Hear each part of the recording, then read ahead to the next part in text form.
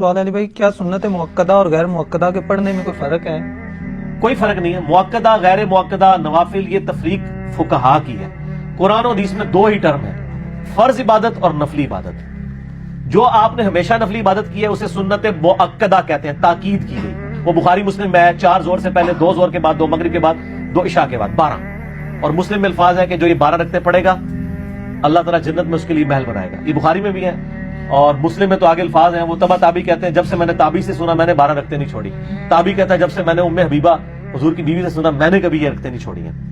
تو یہ ہوگی موقدہ. اور غیر موقدہ جو ہے وہ ظہر کے 2 سنتوں کے بعد والی 2 رکھتے ہیں، عصر سے پہلے 4، عشاء سے پہلے تو جتنی مرضی پڑھیں، مغرب سے عشاء کے درمیان ثابت ہے.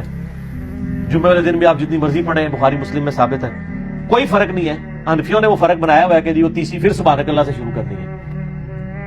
عام سنتوں کی طرح آپ پڑھیں. درمیان والا تشہد فرض میں بھی اور سنتوں میں بھی پورا بھی پڑھ سکتے ہیں، عبدو رسولو تک بھی پڑھ سکتے ہیں. اسی طریقے سے فرض کی تیسری اور چوتھی رکعت میں سورت ملا بھی سکتے ہیں، بخاری مسلم میں ثابت ہے، چھوڑ بھی سکتے ہیں. اور یہی حال سنتوں کا بھی ہے. سنتوں کی بھی تیسری اور چوتھی رکعت میں اگر کوئی سورت ملانا چھوڑ دیتا ہے، صرف فاتحہ پڑھ لیتا ہے تو سنت تو ہو جائے گی اس کی، کیونکہ فاتحہ کے بغیر نماز نہیں ہوتی. لیکن بہتر یہ ہے کہ وہ سنت موقدہ ہوں، غیر موقدہ ہوں، اسی طریقے سے پڑھے کہ ہر رکعت کی میں سورہ فاتحہ کے بعد سورت بھی ملائے اور تشہد عبدو رسولو تک تو کم از کم پڑھے اور پورا پڑھ لے تو زیادہ ثواب ہے. دونوں طرح سے. یہ نہیں ہے کہ عبدو رسول کے بعد روشی پڑھ لے تو سجدہ صاحب واجب ہو جائے گا.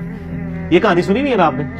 سجدہ صاحب پہ میرا مسئلہ 92 دیکھیں. اچھا اس کہانی میں رنگ کیسے بنے ہوا؟ اے لطیفہ عرض کیا ہے، یہ آپ نے لکھا تھا، ہم تو عرض کر کے نا اس کی انجینئرنگ کرنے لگے. انہوں نے فقہ حنفی میں یہ مسئلہ لکھا ہوا ہے کہ اگر کوئی اللہم صلی علی پڑھ لینا عبدو رسولو کے بعد تو اس میں سجدہ صاحب واجب نہیں ہے. اگر اس نے پڑھ دیا اللہم صلی علی محمد تو اب 3 لفظ ہو گئے، تو اب سجدہ صاحب کرے گا کیونکہ اس وقت تو نہیں پڑھنا تھا اور پڑھ دیا. حالانکہ میں نے سنن نسائی سے ثابت کیا کہ نبی علیہ السلام درمیان والے تشہد میں بھی پوری پڑھ لیا کرتے تھے. اچھا وہ کہتے ہیں جی ایک دفعہ امام حنیفہ رحمۃ اللہ علیہ کو نبی علیہ السلام کی زیارت ہوئی خواب میں. آپ نے فرمایا کہ ابو حنیفہ تو نے دروشی پڑھنے والے کے اوپر سجدہ صاحب لگا دیا. سجدہ صاحب تو پلنٹی ہوتی ہے نا کہ غلطی ہوئی. وہ کہتا ہے امام حنیفہ دیکھیں کتنے حاضر جواب تھے.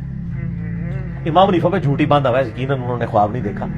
تو اب اگر میں مذاق اڑاؤں تو امام حنیفہ کا نہیں اڑا رہا ہوں گا، آپ کے واقعے کا اڑا رہا ہوں گا. وہ کہتے ہیں جی کہ امام حنیفہ نے کہا کہ یا رسول اللہ میں نے تو درود شریف اس پہ سجدہ صاحب واجب کیا ہے جو بھول کر غافل ہو کر درود پڑھے.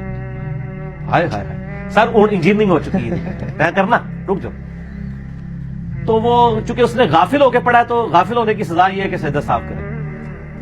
ان سے پوچھے فقہ حنفی میں لکھا ہوا ہے کہ ہر وہ کام جس سے سجدہ صاحب واجب ہوتا ہے اگر وہ جان بوجھ کے کیا جائے تو نماز ہی نہیں ہوتی. اس کا مطلب ہے کہ کوئی غافل ہو کے دروشی پڑھ لے وہ تو سجدہ صاحب کرے گا اور جو جان بوجھ کے پڑھے نماز ہی. تو نبی علیہ السلام نے آگے سے نہیں پوچھا کہ ابو حنیفہ اگر کوئی محبت سے دروشی پڑھ لے تو اس پہ بھی سجدہ صاحب ہے، تو پھر امام حنیفہ فرماتے ہیں اس کی تو نماز ہی نہیں ہوتی. پھر پتہ لگتا ہے خواب انجینئرنگ ہو گئی ہے. ہوں آتا نا بیان کریو، سمجھ آ گئی میری بات کی؟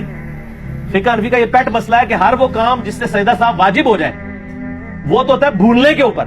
اگر وہ کام جان بوجھ کے کرے، یعنی ایک بندے نے دوسری رکعت میں بیٹھنا تھا اور وہ جان بوجھ کے چھوڑ کے کھڑا ہو گیا تو وہ کہتے ہیں نماز دوبارہ پڑھے گا، مکروہ تحریمی واجب الادا ہے، کیونکہ اس نے وہ غلطی جان بوجھ کے کی ہے، بھول کے نہیں کی. صاحب تو کہتے ہی بھول کو ہے، سجدہ صاحب بھول کا سجدہ. تو سر درود شریف جو صاحب سے پڑھے وہ تو آپ نے کہانی کرا لی کہ وہ غافل ہو کے پڑھا تھا اس لیے. اچھا آپ جان بوجھ کے کوئی پڑھ لے، ہم تو پڑھتے ہیں اللہ کے فضل سے، ہم تو وطروں میں بھی پڑھتے ہیں، سنت ہے دعائے قنوت کے بعد. آپ تو درود والے صرف نام کے نا، ہم دروشی واقعی پڑھنے والے ہیں. ہم نہ بارود والے ہیں اور نہ گالیاں دینے والے ہیں، ہم درود والے ہیں اور گالیاں کھانے والے ہیں. اللہم صلی علی محمد وعلی آل محمد. تو یہ انجینئرنگ ہوگی جی اب اس واقعے کی. اب اس واقعے کو آگے سے آپ کو جوڑنا پڑے گا آپ کو، کیونکہ اس واقعے کے آگے اب لکھا ہوگا فٹ نوٹ کے اوپر کہ اگر یہ مسئلہ ہے تو پھر نیا مسئلہ بھی حل کرو نا، کہ اگر جان بوجھ کے دروشی پڑھ لے تو پھر تو اس کی نماز افضل ہونی چاہیے. تو آپ کہیں گے وہ ہوگی ہی نہیں. سر یہ جب آپ کہانی کرائیں گے نا تو آپ کو پتہ چل جائے گا آپ نے بزرگوں کے اوپر جھوٹے خواب باندھے ہوئے. پھر غصہ میرے پہ نہ کھایا کریں سر. آپ کے اگر بزرگوں نے اس طرح کی ادھوری چیزیں دی ہیں جو بعد میں پکڑی گئی ہیں تو سر میرا تو قصور نہیں ہے، انہوں نے خود غلطی کی ہے، نہ وہ کرتے نہ پکڑی جاتے. اب قرآن حدیث میں دیکھیں ہر چیز بالکل ٹنا ٹن ہے، اس میں کوئی آپ جھول نہیں نکال سکتے. تو میں ایک جملہ بولا کرتا ہوں کہ چور اپنی لنگوٹی چھوڑ جاتا ہے تو اسے وہ پکڑا جاتا ہے. تو یہ سارا واقعی جعلی ہے، جھوٹا.